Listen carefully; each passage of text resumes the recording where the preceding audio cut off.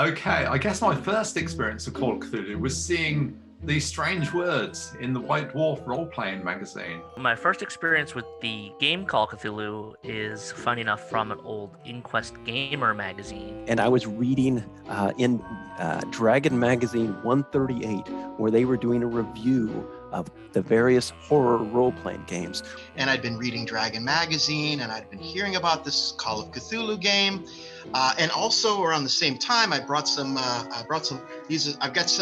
was reading H.P. Lovecraft, the old paperbacks, and also Ramsey Campbell. And then a friend of mine, Phil, he encouraged me to read some H.P. Lovecraft. And this was the book I read. During that time, a different friend of mine handed me this anthology of horror stories. And he's like, "Oh, I just read this story and it's really weird. You got to read it."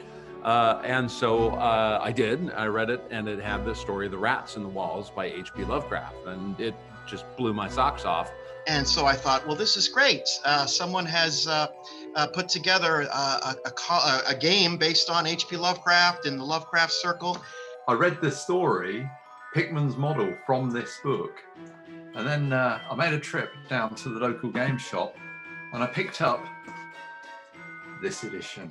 And I really enjoyed it, and then went out and started collecting other paperback editions of Lovecraft's work. And then I was like, oh, that game I have is I think it's a Lovecraft thing. To venture out into these terrible investigations with these fragile characters and see what kind of terrible things could happen to them.